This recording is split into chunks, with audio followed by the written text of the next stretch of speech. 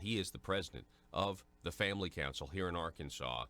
He's been fighting for family values, traditional American values, at the Capitol in Little Rock here in Arkansas for decades. His name is Jerry Cox. Jerry, how are you, sir? Well, I'm doing well, Paul. How are you this morning? I'm doing good. I'm doing good. I'm just trying to bring people the news. One of those stories from this weekend was this headline in the Gazette: Arkansans traveling for abortions. Data shows. What was your thought? What were your thoughts on this?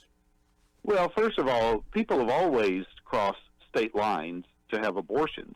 A lot of times it's because they don't want to be seen in an abortion facility in their hometown. And so that's always been the case. But I felt like that story was reaching to try to fulfill some sort of narrative that the person that wrote the story wanted to fulfill. To me, it just didn't fit that much because actually the number of people leaving Arkansas to get abortions is not all that high. And in fact, the story kind of was like, oh no, this is terrible that people are leaving Arkansas to have abortions. And I thought to myself, I said, we wouldn't be upset if people were having to leave Arkansas to buy meth, for example, or to engage in human trafficking. Abortion is bad. I mean, it's a scourge on women who are being preyed upon by these abortion doctors because the women feel like they don't have any other choice, but they do. And obviously, it takes the life of an unborn child. That's unacceptable as a means of birth control, and we all know that. So I found it kind of bizarre in a way that a responsible journalist would write such a story as if we need to protect this barbaric and awful practice that's going on here in Arkansas and in other states. Mm. Yeah, I felt the same way. I mean, I know it's statistics. People are reporting the numbers. Again, it says here in 2017, about 1 in 5 abortions that Arkansans obtained took place out of state. That number right there, it could just be because people live in the Eastern District of Arkansas, don't want to travel longer to Little Rock. They'd rather go into Memphis and Tennessee. Well, and that's true. Yeah, Paul, and that's true if you live up in Fayetteville area. Tulsa is a lot closer than Little Rock is. If you live down in southwest Arkansas, then people may go down to Texas or to Louisiana, down in Shreveport. So that's always been the case. But see, I think the liberal media wants to paint this narrative that, oh no, these abortion laws have made it so that women are suffering now. Well, I got news for you. Women are suffering terribly because they had an abortion, and they have deep regret for it because of it. And, I think women are beginning to take matters into their own hands. They know that there are other choices now where they don't have to be backed into a corner and abortion is the only way. There's adoption, there's keeping the baby, there's other options for them. And so I think we're seeing them exercise that. In fact, Paul, it's undeniable that the number of abortions nationwide is way down. It's down to about where it was back in the 70s, and that's true here in Arkansas. It's about half what it was back in the early 1990s when I started working in this arena. And so there have been great strides made, and I wish that reporter that wrote that story would have talked about that rather than this sob story somehow that people can't get an abortion in Arkansas. The truth is they can. And, I think it was just unfortunate the way the story was put together. Well, and I'll say this, I don't even mind. I mean, even if the premise is true, that, Arkansas's anti-abortion laws are making people travel out of state to get abortions, I got no problem with that. Like, isn't that the point? I mean, we're trying to stop abortion, and I would rather them have a longer drive and have to think about, we're trying to stop you from killing your child, Yeah, I mean, that's the reality of it. And so you're exactly right. And to my point earlier, if people had to cross state lines to engage in human trafficking, we would say, great. I mean, we don't want it to happen over there, but we're glad it's not happening here in our state. Or if they had to cross state lines to engage in other bad activities, we would say, well, good, at least it's not happening here on our watch in our state. And that's what we're striving for. And to the people that may be facing an unplanned pregnancy, they need to know that there are compassionate people out there at the pregnancy centers that are around the state. There are over 40 of them, way more of them than there are abortion facilities, who will help women with an unplanned pregnancy. Our goal ought to be to reduce the demand for abortion so that people just don't want to get one. And we're getting there. And I think this is unsettling to the people that somehow think abortion is still a good thing, and it's not. You mentioned you mentioned Planned Parenthood, these preying on women.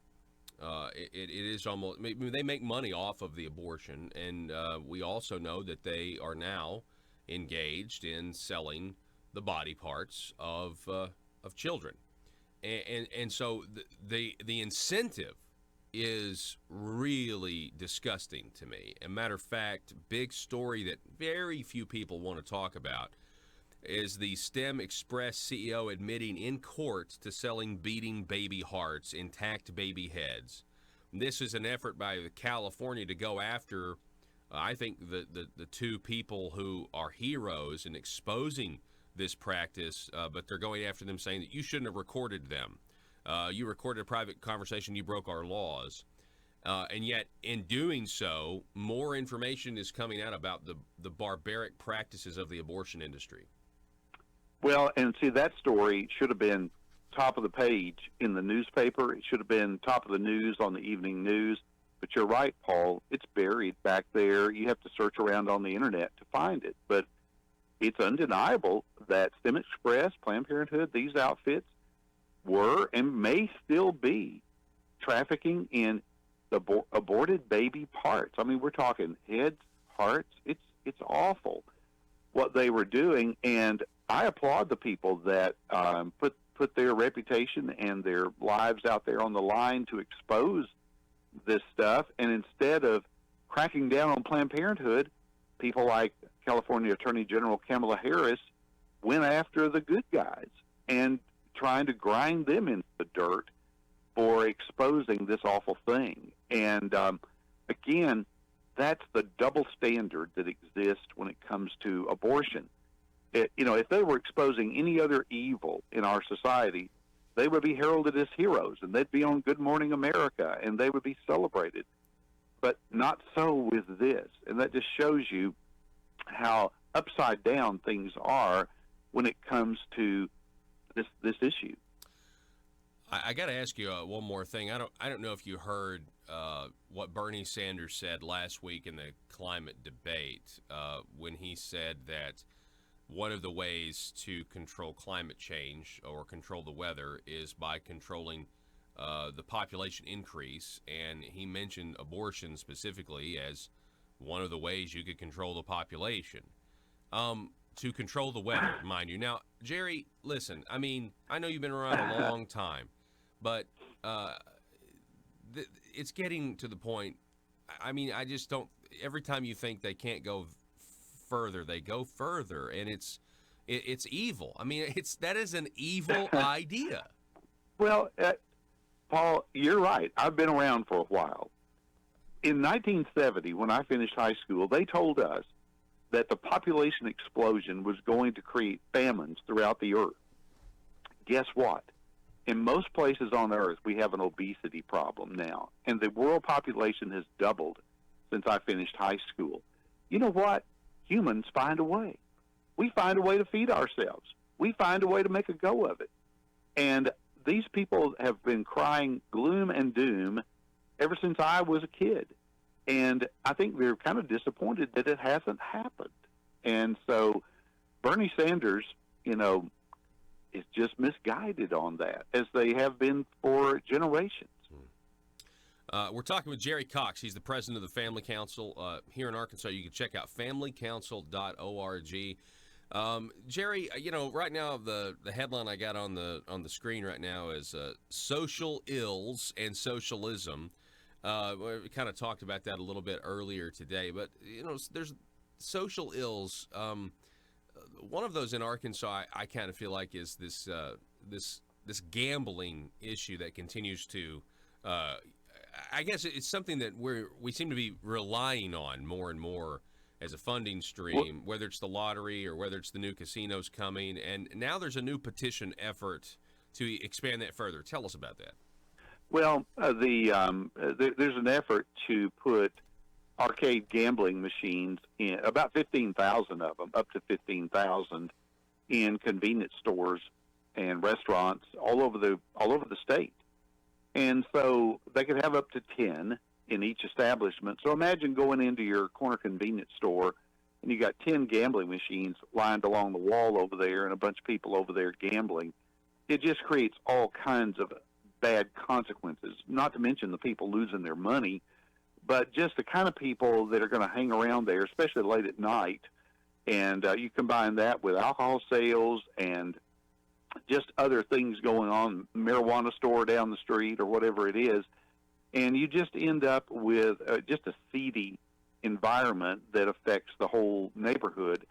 I think it's a real dangerous thing for a government to become in any way dependent on taxes from something that hurts its citizens, like gambling, or even alcohol and tobacco for that matter, because then the government has a vested interest in continuing to promote that and try to get people to drink more or smoke more or gamble more as a way to raise its own revenues. And the studies have proven that for every dollar that a government raises off of something like drinking or gambling, it costs about $10 in social ills because somebody has to clean up the mess. You have people that gamble away all their money, or people that drink and don't support their families, or all these other things. And while I know we would say it's a free country, yes, it is, but if I end up having to subsidize all that with my tax dollars, which we already do, then it costs me money every time that person gambles away their money or engages in some other harmful behavior that then I and you and other good taxpayers have to subsidize by giving them relief. And when they spend the money poorly or they spend the money on other things, they come back to us and want more of the money, which drives us, it really kind of drives us. I mean, especially if you think about the social ills, and then people look to the government to take care of that. Well, looking to the government means the government's looking to a tax base. So yeah, it's this vicious cycle. Yeah. And Francis Schaeffer, he, in a nutshell, he kind of talked about this in his book, How Should We Then Live?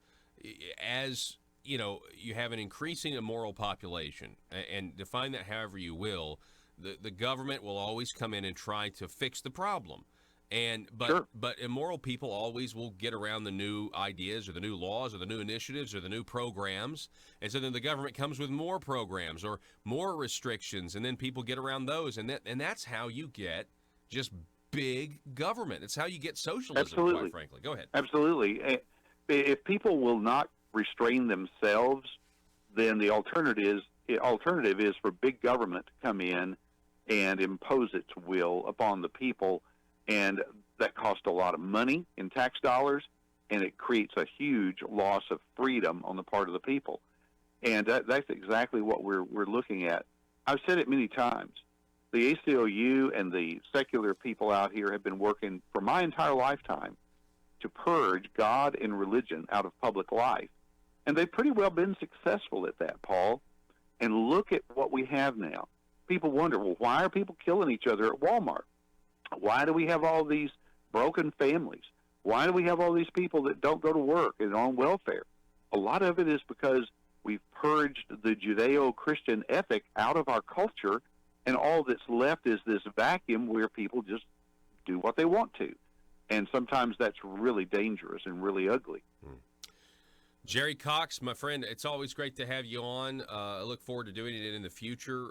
And tell everybody, familycouncil.org. Real quick, just kind of tell us what you guys have going on right now. Well, we're getting ready to do voter guides, believe it or not, because we have a really important primary election coming up early next year, but we have to get out and survey the candidates this fall and find out where they stand on these important issues so that we can tell people. I think an informed voter is a really good thing and a really dangerous thing to the establishment politicians. And so we want to inform people about where these candidates really stand on the important issues. Jerry, I appreciate it, sir. Have a great day, and we'll do this again soon. Sounds good. Thanks. All righty, folks. Jerry Cox, president of Family Council. Find out more, familycouncil.org.